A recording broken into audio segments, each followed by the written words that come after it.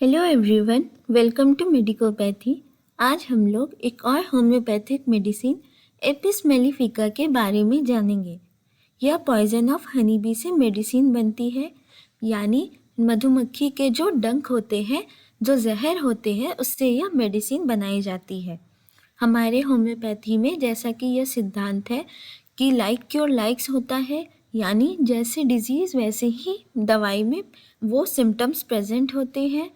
तो जैसे जैसे हनी बी के काटने से सिम्टम्स प्रोड्यूस हो जाते हैं, तो वैसे ही सिम्टम्स अगर बॉडी में हो तो एपिस मेलिफिका मेडिसिन लेने से वो क्योर होती है। तो हम इसको डिटेल में आगे अच्छे से जानेंगे। इस मेडिसिन के कई सारे यूजेस हैं, तो हो सकता है कि यह वीडियो थोड़ा लंबा हो जाए, लेकिन आप पूरा कोशिश कीजिएगा कि इस वीडियो को पूरे अंत तक ज़रूर देखें, तभी आपको यह मेडिसिन अच्छे से समझ में आ पाएगी। तो चलिए बिना वक्त गवाए वीडियो को हम शुरू करते हैं। तो सबसे पहले हम इसके गाइडिंग सिम्टम्स या फिर जनरल सिम्टम्स को समझते हैं। यह मोस्टली राइट साइडेड मेडिसिन होती है, लेकिन इसके सिम्टम्स कभी कभी राइट टू लेफ्ट प्रोसीड करती है। हनी बी जैसे काटती है तो कैसे स्वेलिंग हो जाती है और उसमें जलन और चुभन जैसी पेन होती है, ठीक उसी तरह इसमें सूजन या फिर एडिमा का होना ही टॉप मोस्ट सिम्टम्स है। तो यह स्वेलिंग, एडिमा, सूजन सारे शरीर में हो या फिर शरीर के किसी एक पर्टिकुलर अंग में, एपिस उसके लिए टॉप रेमेडी होती है। आग की तरह जलन होती है, ऐसा मालूम होता है कि मानो सुई चुभ रही है। जहां पर जलन है वहां पर पानी या फिर ठंडक से आराम मिलता है, जैसा कि मधुमक्खी के काटने से होता है। Apis mellifica cellular tissues, mucosal membrane, skin, fibrous tissue, जीभ, मुंह, चेहरा और आंख जो फूल कर सूज जाते हैं उसमें हेल्पफुल होती है। एपिस बाहरी त्वचा पर ज्यादा इफेक्ट करती है। तो यह सीरस मेम्ब्रेन, आउटर मेम्ब्रेन जो होते हैं हार्ट, ब्रेन या फिर प्लूरा के, उसमें इन्फ्लेमेशन हो और उसमें इफ्यूजन हो रहा हो, यानी उसका जो लिक्विड मेम्ब्रेन में जो लिक्विड है वो बाहर की तरफ लीक कर रहा हो, तो उसमें भी हेल्पफुल होती है। पूरे शरीर पे एक तरह के मोटे दाने निकलते हैं, कभी कभी यह गुलाबी रंग के होते हैं और ये रफ होते हैं और उंगलियों को छूने पर यह रफ दाने की तरह मालूम होते हैं। पेशेंट को बहुत ही ज्यादा परेशानी होती है, तकलीफ में रहता है और दाने रहने या न रहने पर स्किन छूने के प्रति बहुत ही ज्यादा सेंसिटिव हो जाती है और यहाँ वहाँ गांठ की तरह सूजन भी आ जाती है।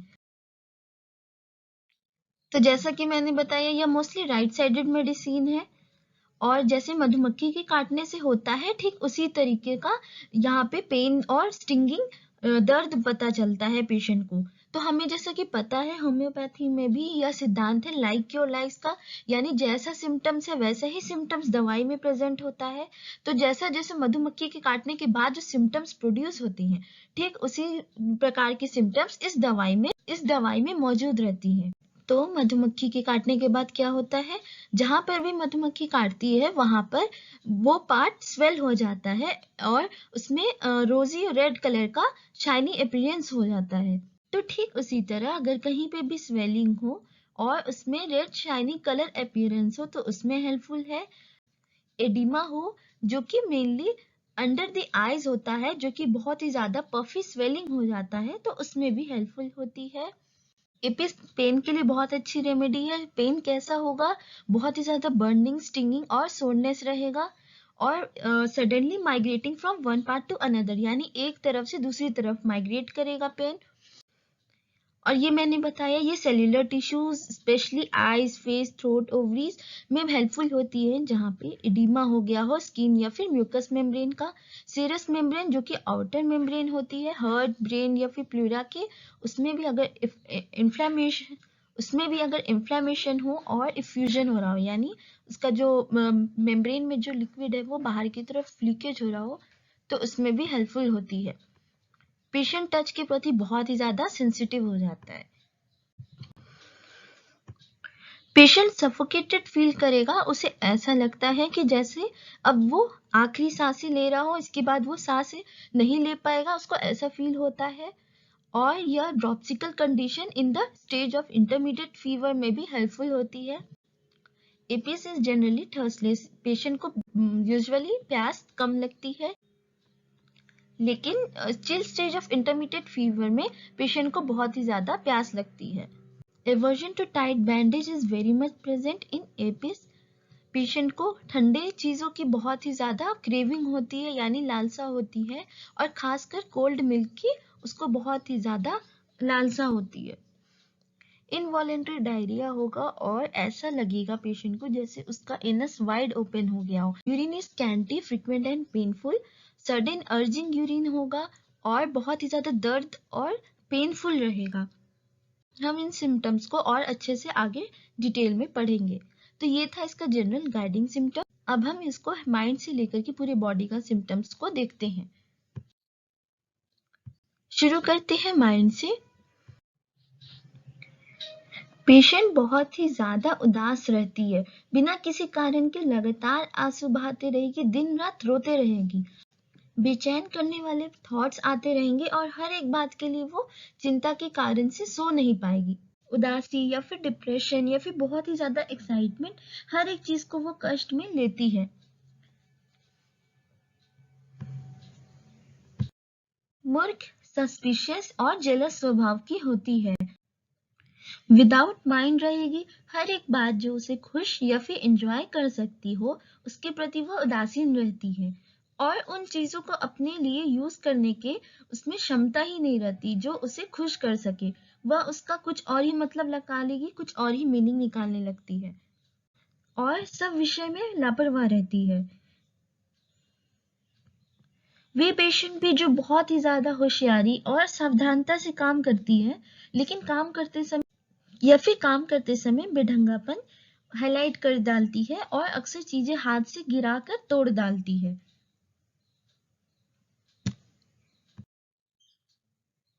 उसे मृत्यु का बहुत ही ज्यादा डर रहता है, डेथ का आभास होने लगता है, मरने का खौफ या फिर एपोप्लेक्सी यानी मिर्गी या फिर लकवा का डर रहता है। बेढंगापन के साथ बहुत ही ज्यादा बिजी, वरी और काम करने की तरीका को बदला करती है। इसमें एक और बात ध्यान देने की है कि पेशेंट को गर्म कमरे और गर्मी से बहुत ही ज्यादा परेशानी बढ़ जाती है। अब हम इसके हेड के सिम्टम्स में आते हैं। Apis mellifica meningitis, infantile cholera या फिर टाइफॉइड फीवर या हाइड्रोसिफेलिस जैसे डिजीज में बहुत ही ज्यादा हेल्पफुल होती है। पेशेंट रह रह कर एकाएक तेज महीन आवाज से चीख उठने लगता है, यानी सडन पियर्सिंग शिल क्राई एपिस का एक खास सिम्टम्स है।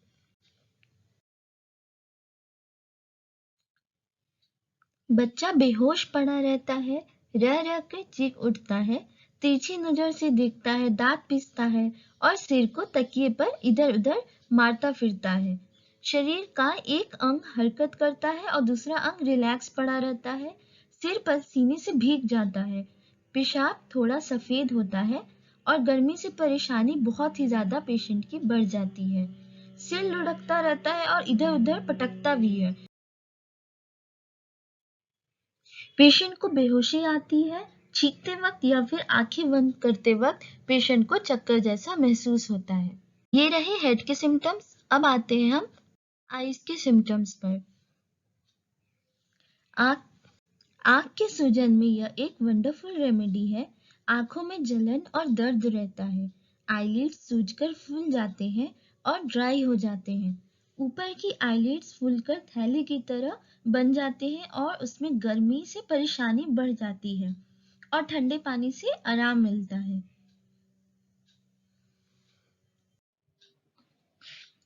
पेशेंट को इसमें बहुत ही ज्यादा इंफ्लेमेटरी शिकायतें रहती हैं। यह एरिसिपेलस की टाइप की होती है और उसमें म्यूकस मेम्ब्रेन या पलकें मोटी पड़ जाती हैं और आंख के ऊपर सफेद स्पॉट पड़ जाते हैं। जब इंफ्लेमेटरी कंडीशन एक्टिव होती है तो इसके साथ ही अपर और लोअर दोनों के पलकों में ही इडिमा रहता है और कभी-कभी पूरा चेहरा ही पफ्ड अप या फिर स्वेल हो जाता है, एडिमेटस हो जाता है, जैसा कि मधुमक्खी के डंक मारने पर होता है। डंक करने और आग की तरह जलन होती है। धोने और ठंडी चीजों से राहत मिलती है। गर्मी से पेशेंट की परेशानी बहुत ही ज्यादा बढ़ जाती है। पेशेंट को गर्मी से इतना ज्यादा परेशानी बढ़ जाती है कि उसे आग की ओर देखने से भी बहुत ही ज्यादा कष्ट और प्रॉब्लम होता है। और आग की क्रोनिक बीमारियां उसमें भी हेल्पफुल होती है, जिसमें ठंडी चीजों से पेशेंट को आराम मिलता है और गर्म चीजों से पेशेंट की तकलीफ बढ़ जाती है। स्टेफाइलोमा आयराइटिस और स्टाइज में हेल्पफुल होती है। रूमेटिक ऑप्थेल्मिया यानी वात रोगियों में आंखों का हाई ग्रेड का इंफ्लेमेशन हो, उसमें भी हेल्पफुल होती है। आंखों का स्क्रोफुलस इन्फ्लेमेशन या फिर स्वेलिंग, उसमें भी हेल्पफुल होती है। आंख से गर्म गर्म आंसुओं का फूट पड़ना और आंखों में जलन। आंखों और चेहरों की एक साइड में एरिसिप्लस होना। एरिसिप्लस चेहरे की दाहिनी ओर से स्टार्ट होता है और नाक के ऊपर होता हुआ बाईं ओर तक फैल जाता है। अब फेस में आते हैं। पेशेंट कभी खुश रहेगा, कभी आतंक मचाया हुआ चेहरा लगेगा। एपैथेटिक चेहरा रहेगा, यानी कभी कभी उदासीन जैसा चेहरा लगेगा। फेस लाल, गर्म और फूला हुआ रहेगा, जिसमें चुभन जैसी पेन होती है। लिप्स ब्लूइश हो जाती है और अपर लिप्स फूल जाएंगी। There will be stiffness of jaw and tongue. Face की पैरालिसिस, स्पेशली राइट साइड में, जिसमें स्वेलिंग होने के कारण आंख भी नहीं खुल पाती है, उसमें भी हेल्पफुल होती है। पेशेंट को चुभन और डंक मारने जैसी पेन होती है, इसलिए ठंडे पानी से फेस वॉश करने पर पेशेंट को आराम मिलता है। पेशेंट का टंग आग की तरह लाल रहेगा और उसमें स्वेलिंग रहती है। सोर एंड रॉ के साथ वेसिकल्स भी प्रेजेंट रहता है। टंग फील्स स्कैल्डेड, रेड, वेट, सिरी हुई लगेगी और टंग कैंसर में भी हेल्पफुल होती है। तो आज के लिए इतना ही। अगर आपको मेरा वीडियो पसंद आया हो तो प्लीज़ लाइक कीजिए, अपने दोस्तों से शेयर कीजिए और कमेंट करके मुझे बताइए कि आपको वीडियो कैसा लगा, और साथ ही मेरे चैनल को सब्सक्राइब करके बेल आइकन को भी प्रेस कर दीजिए।